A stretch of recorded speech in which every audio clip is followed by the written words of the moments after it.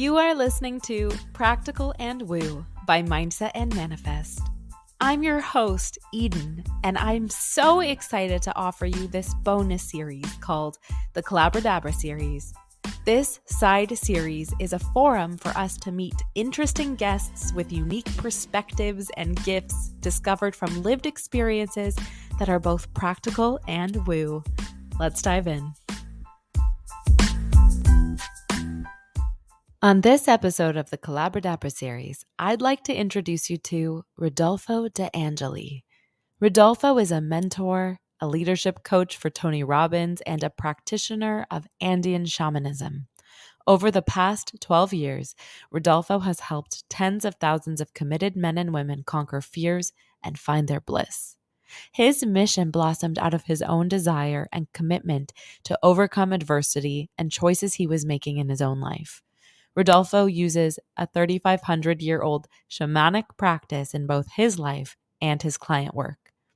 It is this very practice that radically changed his own life forever. Rodolfo's mission is to help guide people to change their lives and find their bliss by combining modern strategies with ancient practices and philosophies. Hello, Rodolfo. Thank you so much for joining me on the CBRDBR series by Practical and Woo. I am so excited to have you here talking about your hero's journey, your diving into Buddhist practice, Andean and Amazonian shamanism, and all of the above. I think I lost you for a second, but you seem to be back now. I should be here. Yeah. I'm super excited to be here, Eden. I'll tell you the honest truth. So I was looking forward to this, and we're finally doing this. So I can't wait to see where it all goes today. Yes, me too. I would love it if we could dive into, share with the audience about how you came to find Buddhist practice, how you came to find shamanism, and just the path that led you here with us today. Oh, it'd be awesome to share this. Look, I think it was a long journey, right? I gotta honestly say. I mean, Buddhist practice, shamanism, all of that. I think they became my way out, I guess, from where I was in my life at 41 years old, right? So my life started very early as being given away by my mother at 6 months old. And, that whole ordeal of me trying to find myself at a young age, because I always had to fit in with another foster parent and so on and so forth. Since a young age, I was unsure who I was. Mm-hmm. And so that search got me to eventually come to a place in my life where I had completely lost myself. But now I wasn't a kid anymore. I was 41. And I think Buddhism and shamanism became a vehicle for me to be here with you today. And so I guess they came at different stages. The first approach to Buddhism, I was 23 years old, and I felt a calling for it. Yet I was, how should I say? I wasn't brave enough to follow through because of the fear of what others will think about me, right? If I'm going to check out a Buddhist, info evening, what are my friends going to say, So I let it be until, I guess, when my depression and anxiety got so strong, and I needed to find a place where I could get a little bit of peace. And we moved into an area where a Buddhist temple was literally, like a 3-minute drive, which is unbelievable, and kind of divine timing. And I guess that's where I found a little bit of peace. But, eventually I had to find rock bottom, and, with a attempted suicide in 2010. And then from there, I guess, when it started, as you said, hero's journey through Buddhism, through modern practices, but definitely through ancient shamanism. practice. And yeah, I'm pretty sure we're going to go deeper into those places today as we chat together. But yeah, that's pretty much the journey that over the last 13 years I have been on. As a philosophy, Buddhism has been, very impactful. Yet I only understood Buddhism when I started to practice shamanism. The moment where I was able to dive into those deepest parts of myself that I had to be able to heal and grow and become the person that I'm striving to be, I eventually started to understand what Buddhism was all about. All the things that I was reading, all the things I was hearing, they really came, to be understood. I guess I had knowledge about them, but eventually became wisdom because now I really was connecting with the teachings and so on because I had to do it. It wasn't just about reading it, it was about doing it and embodying them into my life. So, yeah. Wow. Oh my goodness. That's so profound. And also, thank you for sharing so vulnerably your story and your journey. And I'm very much looking forward to diving into the nooks and crannies of that exploration for sure. I also heard you say that Absolutely. you not sort of, there was a sort of a lost self or a lost identity piece. And I really resonate with that sense of this thing keeps trying to call me, but I don't know who I am. I keep trying to avoid it. I don't want to do it. And that's such a common thing, I think, especially when being invited to explore yourself spiritually. There's often a denial of the unknown at Oh, first. yeah, absolutely. I mean, I realized eventually that, you know, I mean, you're much younger than me, but I arrived at 41 years old realizing that I was always been fake.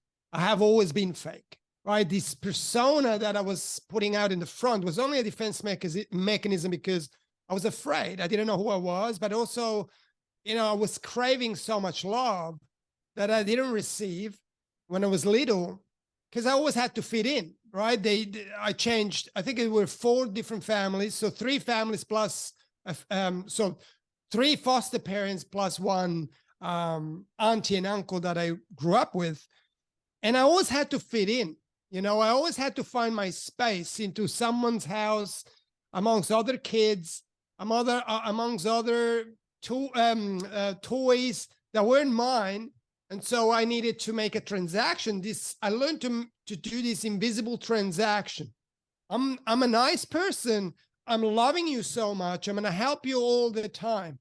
But it wasn't honest. It was only a transaction for me to get what I needed to be able to fill the void. Now, when you do that as a kid, obviously you're trying to survive. Now, when you arrive at your late teens, 20s, 30s, 40s, now you have a problem because I was a people pleaser. Do you want to go out? Yeah. Do you want to do this? Yes. You want to go and eat that? Yeah, absolutely. It was always yes, yes, yes, because the fear of being alone or left behind was so much that I would never allow myself to be authentic. I didn't even know who I was really to be authentic, but I would never allow myself to say no because I would say, wow, if I say no tomorrow or in a week's time, they ain't gonna call me anymore, right? Because they're gonna be offended, they're gonna be hurt, and blah blah blah, and I can't do that, right? I would oftentimes, even in my business, I would oftentimes not answer the phone if someone will call me to give me a new job, a new contract, a new thing. And I knew that I was busy for the next 3-4 days, so I wasn't able to fulfill what they wanted right away. I would never answer the call. And they would pester me, calling me back to get me. And I prefer them to see me as an absolute idiot than not as a person who couldn't help them right away. Mm. So for me, that people pleasing was, number one thing. And I realized, wow, who is this person? And then that voice that popped up into my head that said there has to be more to life than misery. I I guess that was my way of, oh yeah, there has to be more life than misery. Because these other people, my wife, at that exact moment, she was laughing hysterically because she was watching a show, and she burst out laughing while I was farewelling her mentally as I'm approaching the end of my life. And at that moment, the voice came up. There has to be more to life than misery, because someone else is having the time of their life, and I'm about to end mine. And so I guess it became the quest of finding, what is that? I want to know what that is, right? And I guess that's the moment I answered the call, like you were saying before, right? That call was ringing for years, probably 30 years, 40 years of my life. And I always neglected it because I was afraid. And yet that moment was the moment where I said, you know what? Here we go. I got to answer this call. It's for me, you know? And now, probably many want to hear, well, I answered the call and then boom, the sun shined and everything was, happily ever after. Well, unfortunately, it doesn't go that way, right? I'm sure you know that. Life isn't that way. Life is a journey, but it's also about a destination. Because oftentimes people say, yeah, just enjoy the journey, right? Of course, we got to enjoy the journey. Yet, where are we going, right? When people come and work with me, that's the first thing I want to ask. Where are we going? If you and I go on a journey now, where are we going? Where are you going to bring me?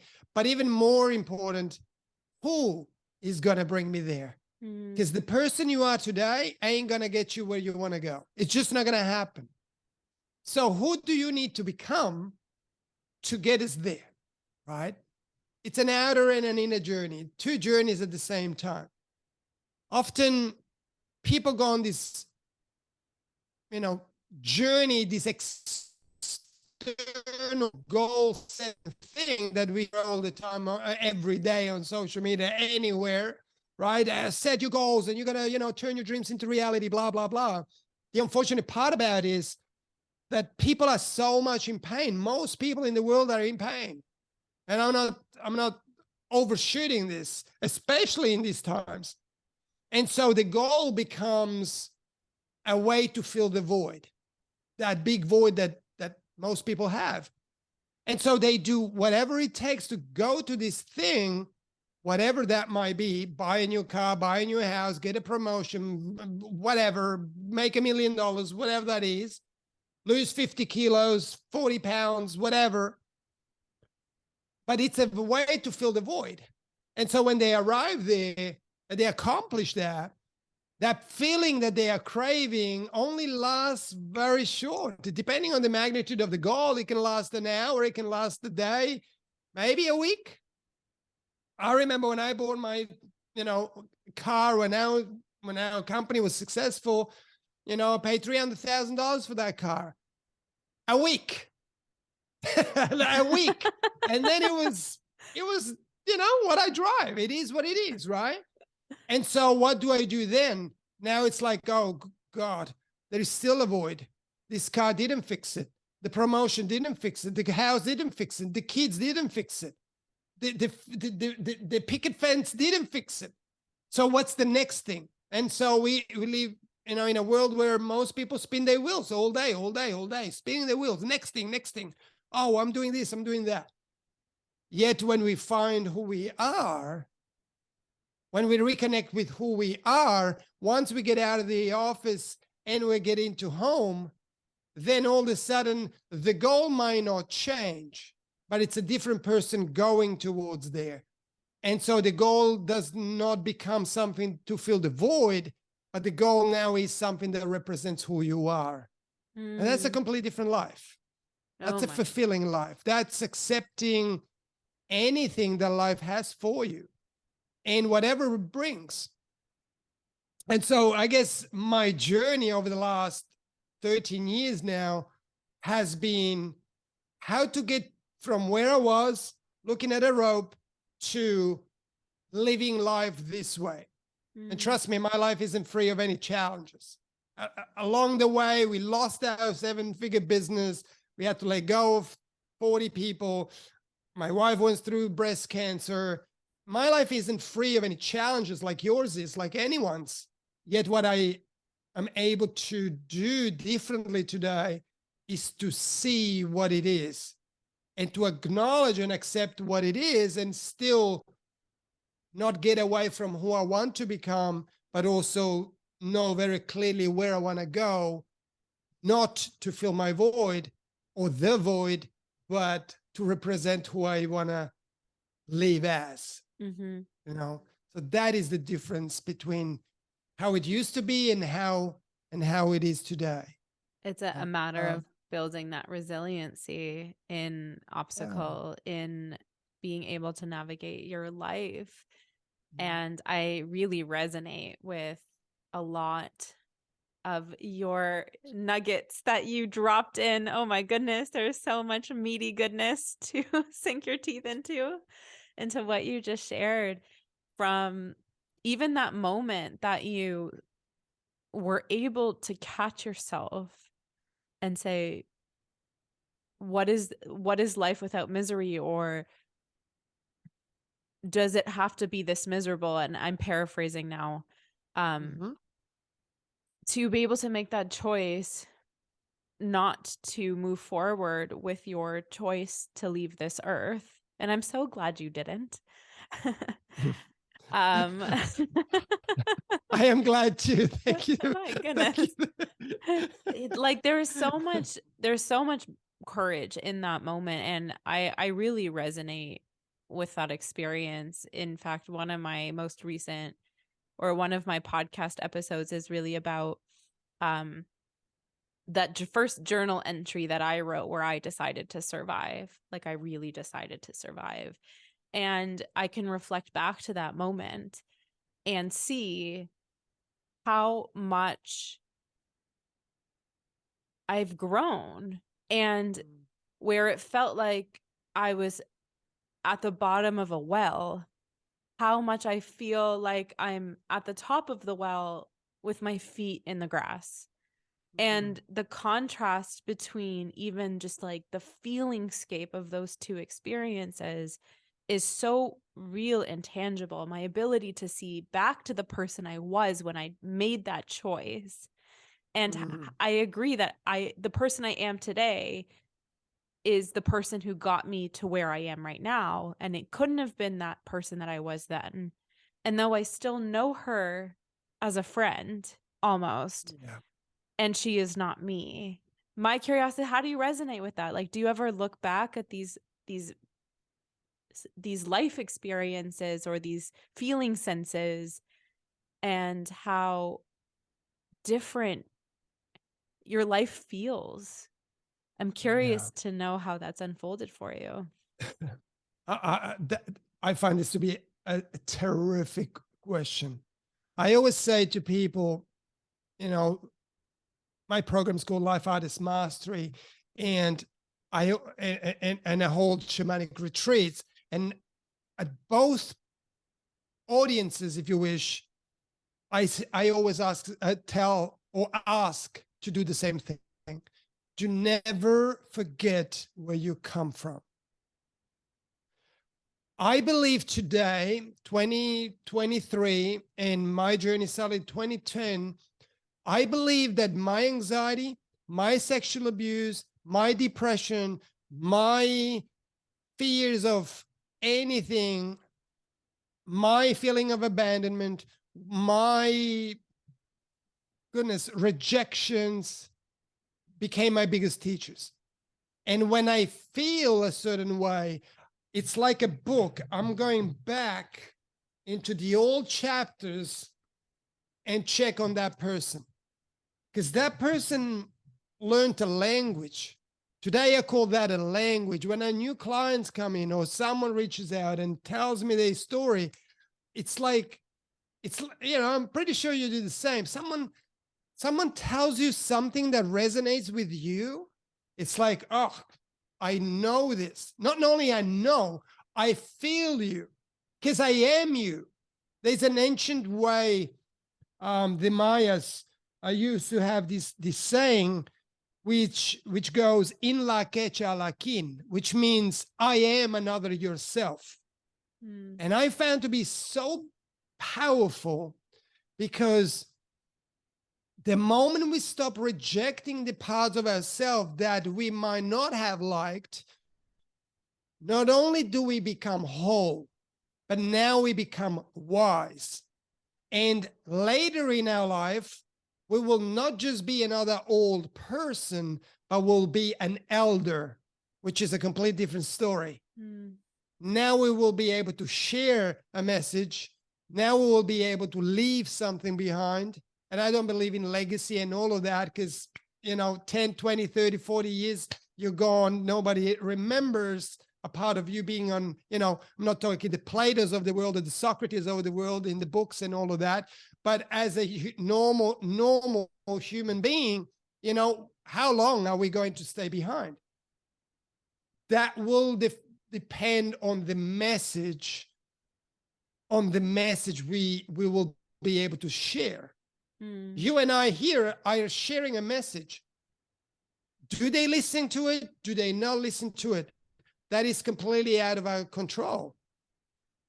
But what we both want to strive is that maybe not the whole episode might not be impactful, but with one phrase impactful, one sentence, one thing, that someone will move away from takes off its earplugs or in the car and stops the podcast and says, wow, okay, I think I got to make a change. Oh, I think I want to try that out. Oh, this sounds like something I should do. Oh, I'm not that different than those people.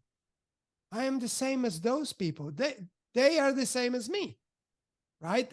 The impact we want to bring is not, hey, how many likes we're going to get, how many downloads and whatever. How many lives can we impact together, you and I today?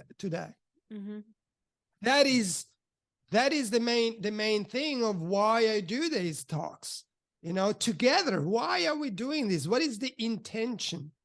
Another things I ask my clients, what is your intention for starting this journey?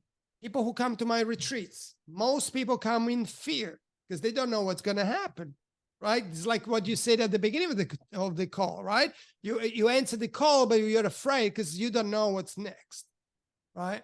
I always tell them, what is your intention? Why do you want to do this, right?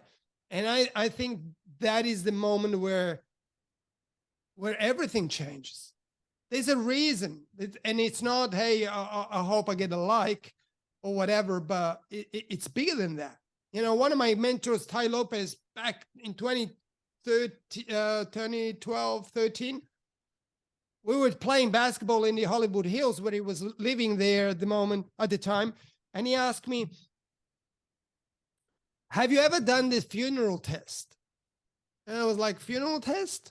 I'm like, I don't think so. Because you should. How many people will come to your funeral because of the impact you had in their life? How many?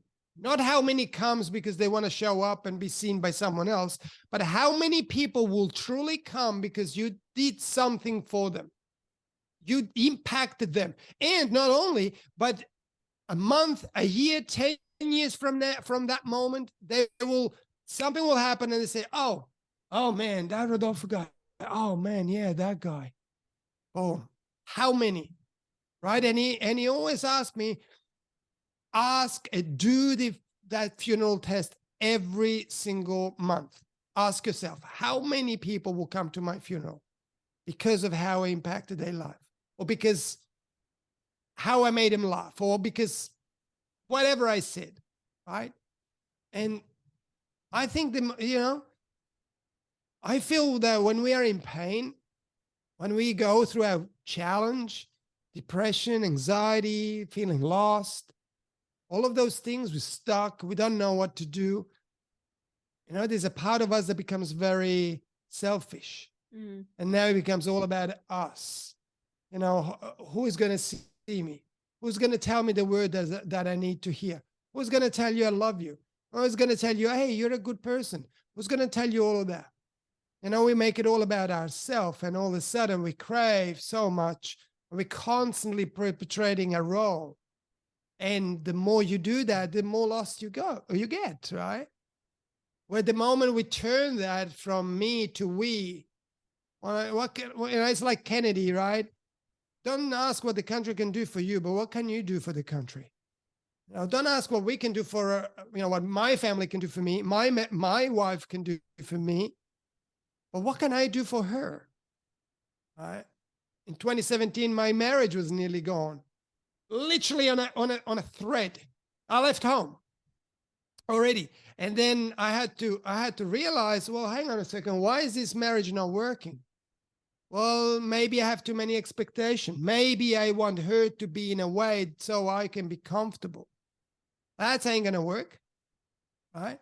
And that moment was, I remember talking to a friend of mine in LA. I was staying over there for a little while before going down to Peru again. And I said, I'm this and that, and my wife here and that, and he told me something super direct. And he said, you know what, Rodolfo, I'm done with hearing about it. You got two choices: you either do something or you leave. Period. I don't want to hear it anymore. And I was like, oh shoot, okay, I guess. And then the question popped up, which is also a question that I now ask all the time myself, but also my client, the people I'm called to serve, is how much does this matter to you? Mm-hmm. Whatever you are doing, how much does it matter to you really? Not to your friends, not to your family, not to your colleagues, not to you, not to the world, but to you. How much does it matter to you? And for me, that moment, how much does this marriage matter to me? And I found that it did matter. It actually did matter a lot. But I knew that I was half of the cause of why it wasn't working. We both wanted each of us to change in a way for our world to become livable. And that doesn't work, right? Because now we're living in expectation rather than appreciation. We entered this crazy ass transaction. And so that moment was, okay, what can I do for her? Mm-hmm. How can I see her better? How can I listen more? How can I be more attentive? How can I give her the time she needs? Right? And again, it wasn't sunshine and rainbows on day 2. I took some work, but today our relationship is a really, really beautiful relationship.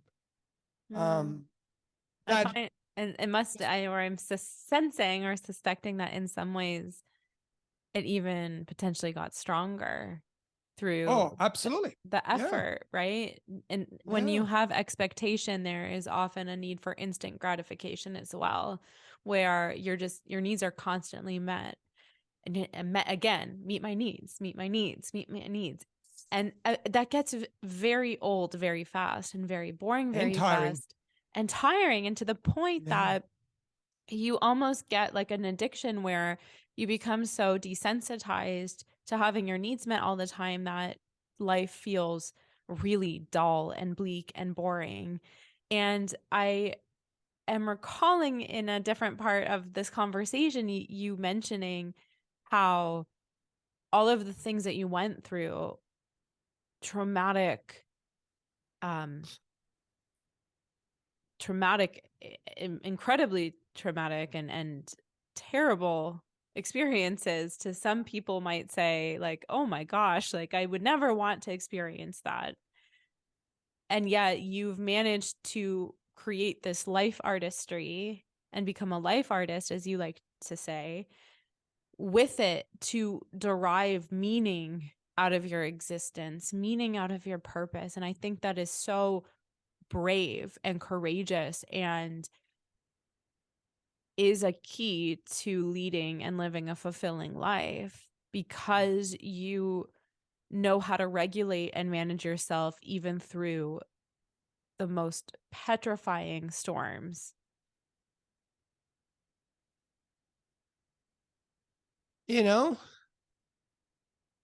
I I think one of the things that really helps me do that, what you just said, is acknowledging the way I feel, Mhm. what I know, what I don't know, when to ask for help, and all of those things. I was never able to do that. I was never afraid before. I was always afraid. I always knew everything. I knew nothing. Not that I know more now, but then I definitely didn't know anything. I never needed anybody, where it was completely the contrary. Today, when a challenge hit, when something happens, I ask myself those questions. Okay, why is this perfect for me now? Mm. Why is this perfect for me now?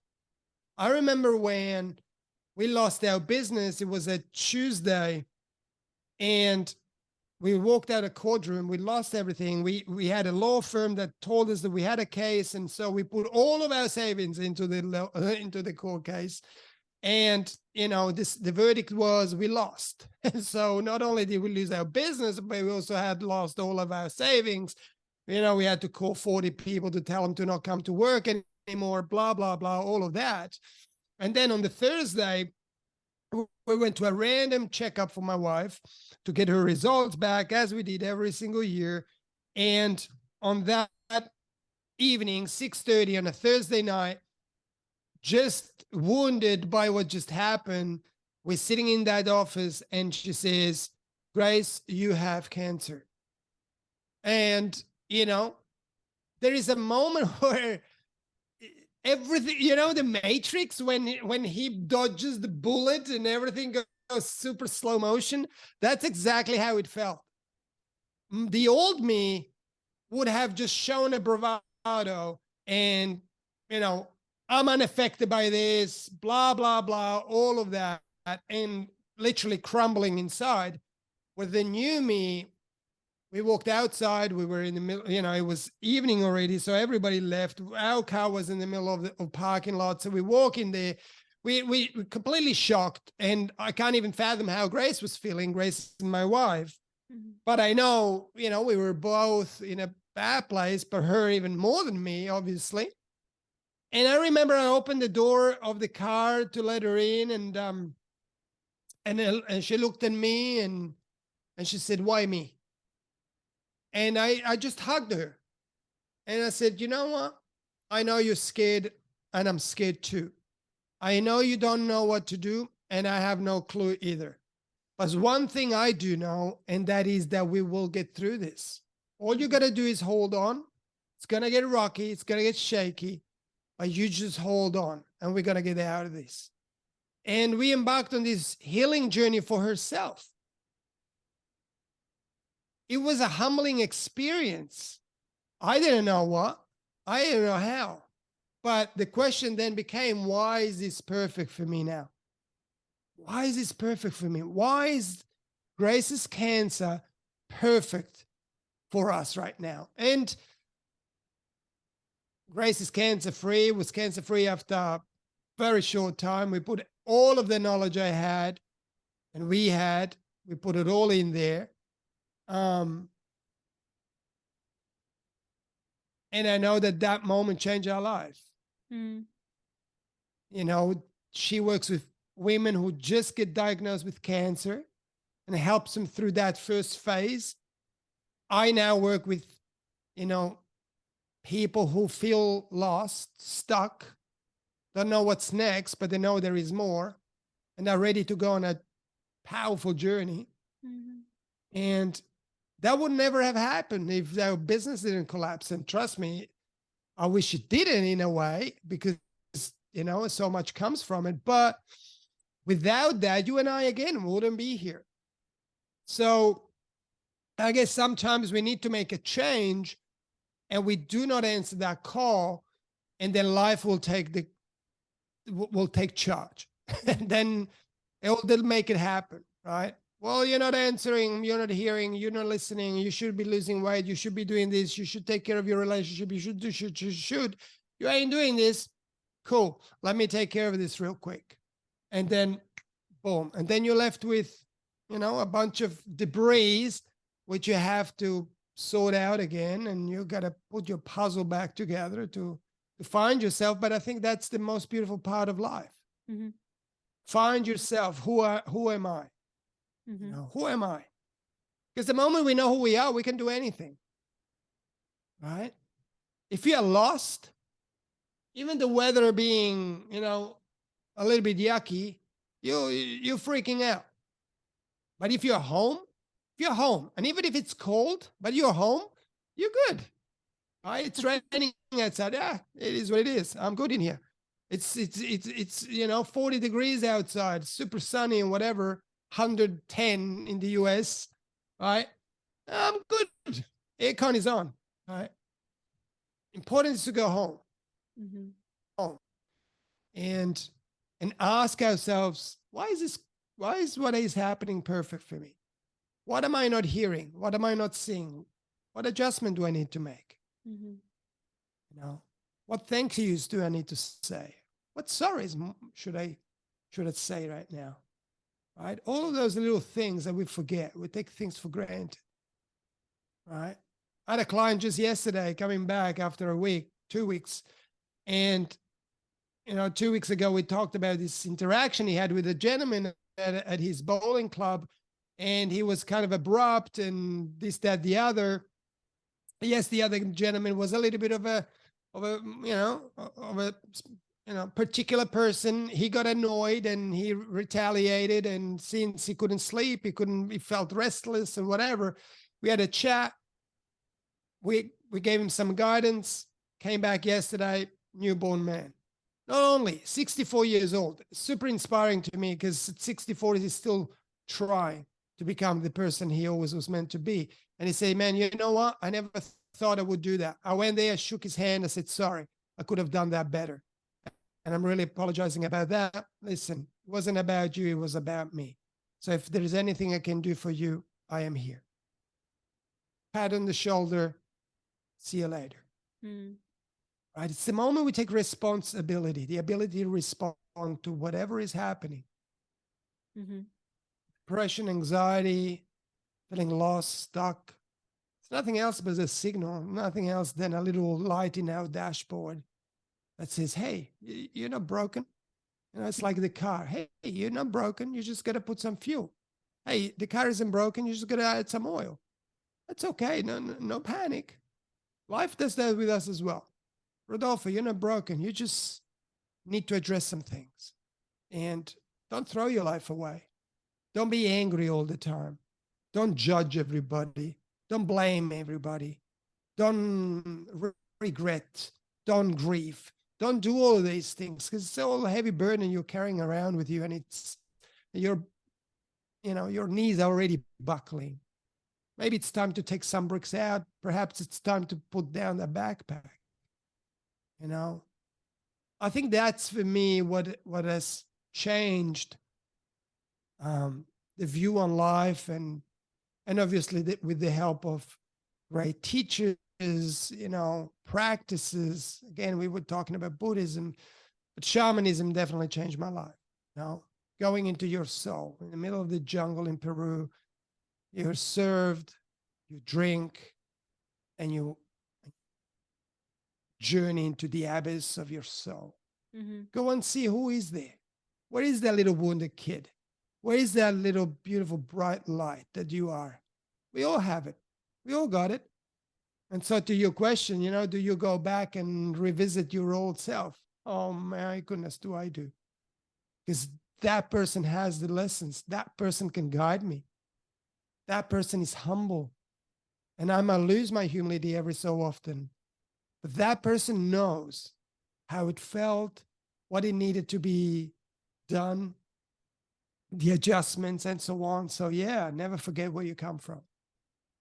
Because, when we get lost sometimes, and we all do at times, it's okay. We just got to go a page back, 2 pages back, maybe a chapter, maybe 3 chapters, maybe the whole book. Start again. It's all written in there because we wrote it. Mhm. Nobody wrote it for us. We wrote the book. And so why not go back and revisit, right? And we continue to write it moving forward as Right? well. I was wondering if you could offer some guidance or your perspective on how people can find bliss and fulfillment in their lives, because this spiritual journey, the hero's journey in particular, not everyone signs up for it. And when you do, it can feel really intense. At some point, you feel, at least in my experience, like an alchemist or a magician, and you get this sort of these downloads from these places that you don't know really where it's from, but it inspires me and empowers me to move forward and to create my life. And I'm of the mindset that physical experience and navigating life with all 5 of your senses is a deeply important part of the human experience. And a lot of spiritualists try to disassociate from the physicality of even the material world. And I'm of the mindset that it's all spiritual, and that having the business success and the really deep relationship and all of the money and freedom and travel and all of it, is those are all important goals in terms of living in the amenities of the universe while you're here on Earth. And I was curious to know if you had any insight and some positive perspective on living a fulfilling life and some tangible takeaways for the audience as well. Such a great question. Oh my God. I wish I had questions like that when I was your age. Oh my goodness. Fulfillment. I love that word. You know, many thrive for happiness. Imagine living a life happy and living a life fulfilled, right? People say, I want to be more happy. Okay, Siri, tell me a joke. You happy? Right? Are you happy now? Awesome, right? But Can what you about tell me? fulfillment? I want to hear the joke. Siri's not here right now.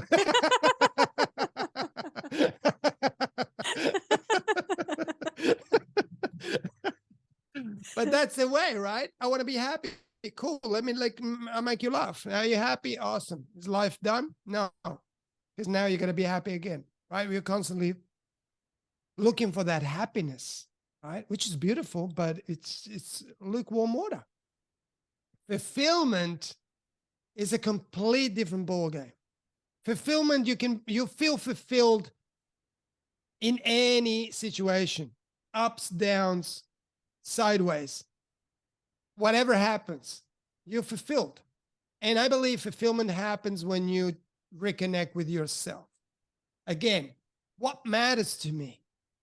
Not my wife, my husband, my kids, my colleagues, the world, social media, but me. What matters to me? You know, what is that thing that raises my heartbeat just slightly a little bit, makes me feel all fuzzy? Oh my God, oh my goodness. Thank you, thank you, thank you. Right? That moment where you feel safe, you feel you, you feel truthful, you feel authentic, you have integrity. That moment where you look around and you say, you know what? Oh my goodness, I got a journey in front of me and it's messy. How will I get through this? Oh man, I don't know, but I will. Because this is for me. It's going to bring me to who I want to become. That is my old self over there. I can see my old self again. Don't forget where you come from, but I can see my new self. And the only person that can bring me there is me. And so, what matters to me? Does this job matter to me? Does this job really make what is this job for me? This relationship. Am I being in this relationship for which reason? Is it a good relationship? Can I do more? Can I bring more to my kids? Am I a good parent? Can I do more? What would I wish when I was a kid? What did I wish I had? Am I giving that to my friends? What kind of friends am I? Am I the friend that reaches out when he wants something and then it disappears? Or am I there to just say, you know what? I don't have time to chat, but I was just thinking about you. And you know what? I love you. Click. All of those things. That is the fulfillment that life is. Listen, I had the $1 million. I had the cars. I had everything. And trust me, I still believe it's a great place to be, right? Yet the first phase of my journey got me to go on an outer journey. I got a coach. I ditched my psychologist. I ditched all of the other things. And I got a coach, and the coach got me on an outer journey. My business just skyrocketed. I'm like, whoa, whoa, whoa, this is amazing. Am I anxious? No. Am I depressed? No way. I'm freaking drinking Dom Perignon. I got 40 people, 50 people in my house having freaking parties. I got cars, I got wife, everybody. Oh, it's good. 40 people working for us. Oh my God, I'm arrived.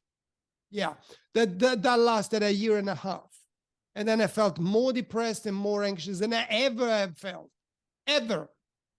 That was a moment I called my coach and said, hey, you got to help me real quick because I'm going backwards. I have no idea why. Please, please, please help me because I'm destroying my company. I'm doing all of the things that I shouldn't be doing, and blah, blah, blah. My life is collapsing. Mm. She tried. Oh, do this and do that and do this one and do that strategy and this strategy. Nothing worked. Why?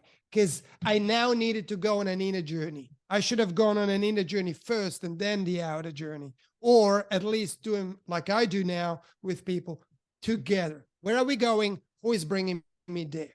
Mm-hmm. That is so. And so for key. me, that right. Where are we going? Who's bringing me there? Because you ain't gonna bring me there, right? So you got to become the person. That is when shamanism came into my life. Right time, like we said at the beginning of the show, right? Divine timing. Mm-hmm. It's a thing. The moment we open our ears, our heart, our eyes, our awareness, we see what is around us. If we are closed in protective mode, we ain't going to see nothing. And all that we're going to do is to fill a void that is within. So you ain't going to be authentic. You ain't going to have integrity. You ain't going to do all of that. So how do you get fulfillment? Open up. Right? People talk about boundaries. Oh, you got to have boundaries. You got to have all these boundaries because, people going to walk all over you, blah, blah, blah. Okay. Imagine a boundary being a wall. That means that if you don't want to be walked over, you're going to build a wall around you. Cool. How far is that wall going to be from you? 1 foot, 2 foot, 3 feet, 5 feet, 1 meter, 2 meters? How far? Cool. Now you decided. Now let's build this wall, your boundary, this sacred thing. Cool. Now people can't come in, but guess what? You ain't going out either. So what's the win-win situation? There's no win-win situation. Now you're trapped. Stuff these boundaries. Be authentic. People will not see you for your size. They will recognize you by your depth. Wow. That needs to be on a shirt. That one. Right? Rodolfo merch. Completely different game. Seriously. Different game. It really is. Fulfillment is that, right? I love what you say about the inner and outer journey together, or inner first, then outer, either way. And you can see in child stars who get thrusted into the spotlight, often that expansion of energy of holding such huge containers of being so visible is what exacerbates their inability or their unlearned inner journey. or yet to be learned inner journey. And then a lot of them have to solve or melt in front of these huge audiences, which can exacerbate that process of becoming as well. And many of them don't make it. And so the things that we want, the energy that we're inviting into our life in the form of all of our desires, as you said, the person you are today isn't the person who will have those things you are desiring. And it's that way because there needs to be an alchemical transformation of self in order to be able to hold those things without being amplified by them, so that all of your issues then are smack worse and exaggerated in your face. Do you feel that your experience of life has mirrored that conceptualization or showcased that energetic working? Of striving what others do and say and all that? Is that what you mean? I mean, like the success or striving for the outer journey without doing the inner work Oh, often yeah. makes it more difficult, or it amplifies your void is the word that you Yeah. used in Yeah. the beginning of this conversation. 100%. That's like I said earlier, right? People go on an outer journey to feel a certain way. If they would know now the way I would want to feel, okay, I want to make $1 million, right? I want to lose 45 pounds, 20 kilos, 10 kilos. I want to, whatever it is, want to buy a new car, new home, this, that, the other, whatever. Awesome. Cool. Why? Oh, because, no. Why? How do you want to feel? When you go there, what is it that you want to feel? Oh, I want to feel this feeling of accomplishment. I want to feel like, I feel like I arrived. I feel like, oh my goodness, now I'm kind of someone. Really? Cool. What if you never get there? Oh, that will be tragic. Awesome. So let's look for the real feeling. Not this upper here. When I wanted to be successful, I wanted to be successful because I wanted to buy a house. I want to buy a house, want to have a lot of money, I want to buy a nice car, take care of my wife, right? Don't have kids, so I can't say put him in a good school. But all of these things, and anyone listening to me, they will listen to me in a very, oh wow, this is pretty cool. Yeah, no, I get that. House, yeah, of course. Take care of your wife, yeah, absolutely. Oh, this is beautiful. It was bullshit. It's bullshit. That's the first layer of why we want to do whatever. You know what the real layer is? Usually it's 7 levels deep, 6 levels deep. It's proving my parents wrong. That's why I fucking get up every single morning, to prove my parents wrong, because they would always tell me nothing good will ever come from you. That's as simple as that. Now, that intention, that why, onto why you're going to embark on a journey is a completely different fire than, I want to lose weight because I want to look good in my clothing. Today you ain't going to get up. It's okay. I'll try again tomorrow. But if you have a big why, the real why, if you can uncover your real why of you doing anything, you'll get up every single morning with thriving. You'll run for it because that is a complete different thing. So for me, going to the outer journey, getting the car, getting the money, getting all of that, it felt really good. Right? I arrived. I remember, that is so funny you ask that question. I remember driving out of Mercedes, and the guy that gave us the loan, the lease, said, man, you have arrived, man. I never forget. His name was Terrence. He said, brother, you have arrived. And I'm like, yeah, man. I'm arrived. I know today, the moment I say I arrived, I know that I haven't even started the journey. All right.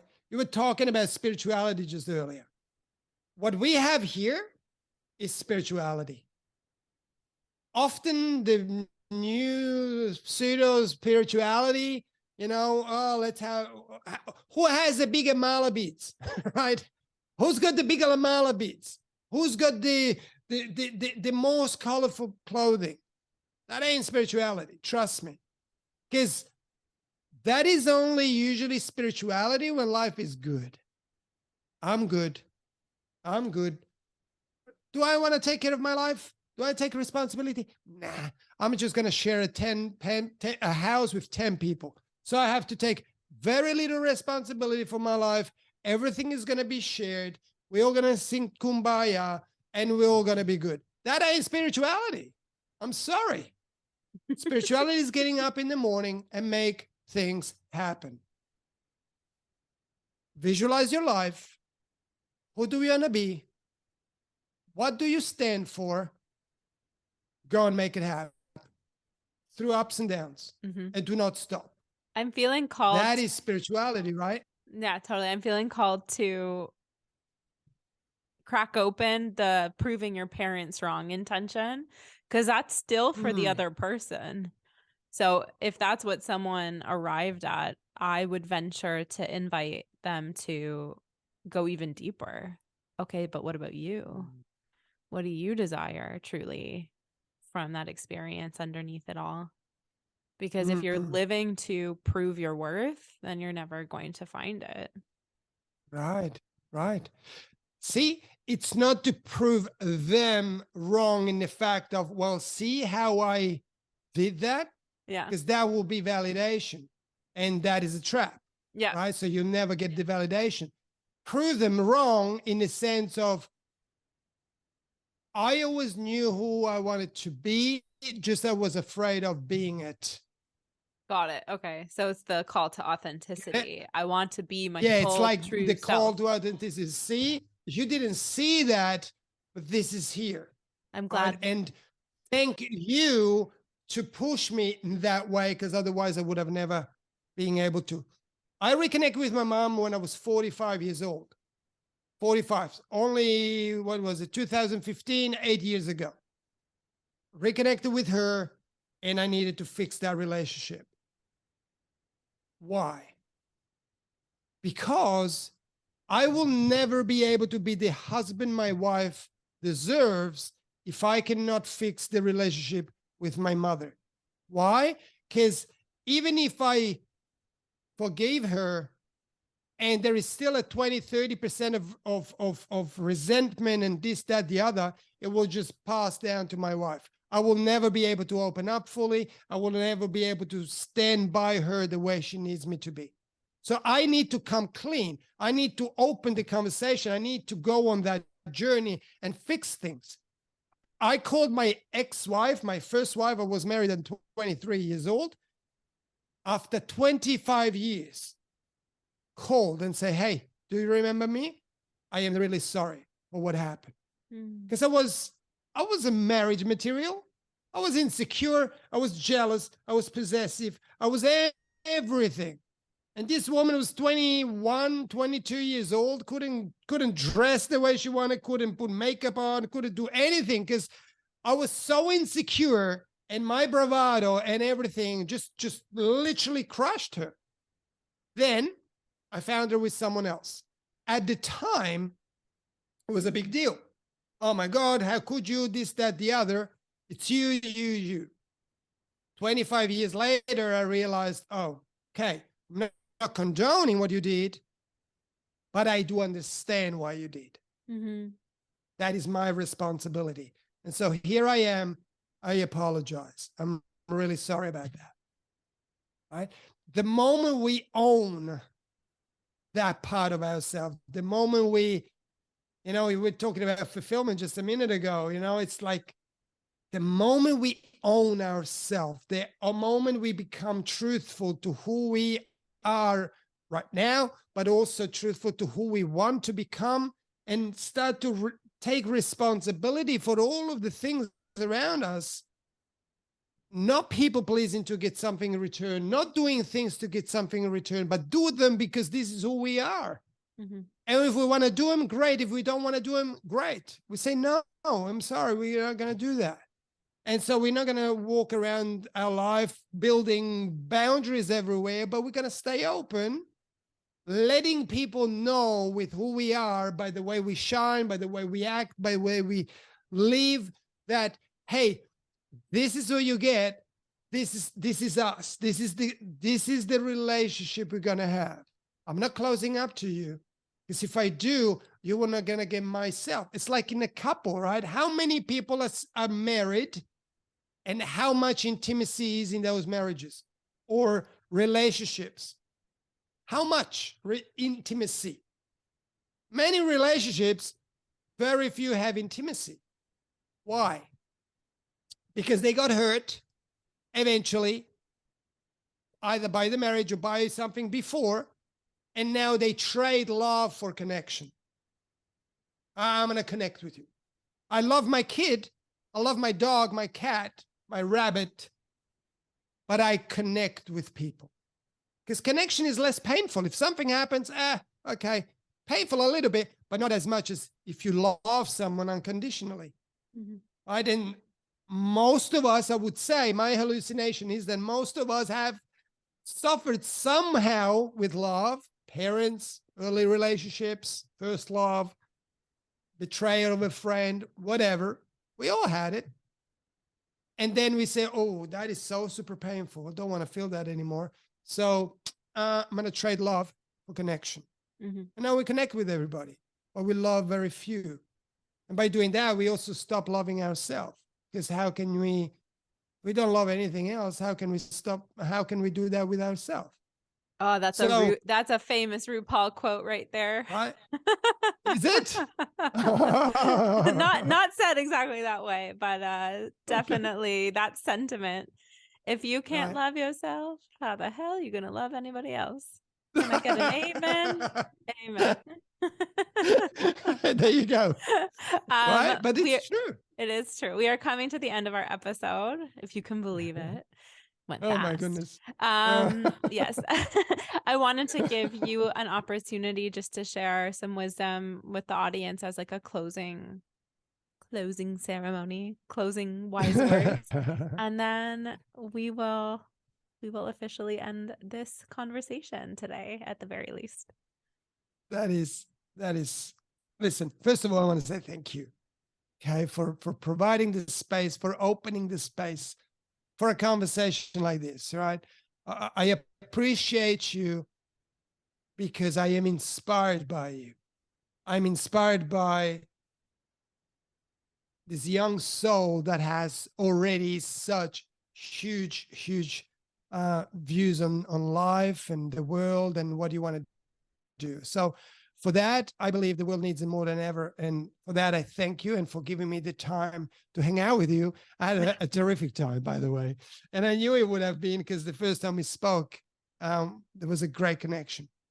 Now, one of the things I say when I finish a retreat, I always say to people, remember that everything that is given to you is not for you to keep, but to be shared.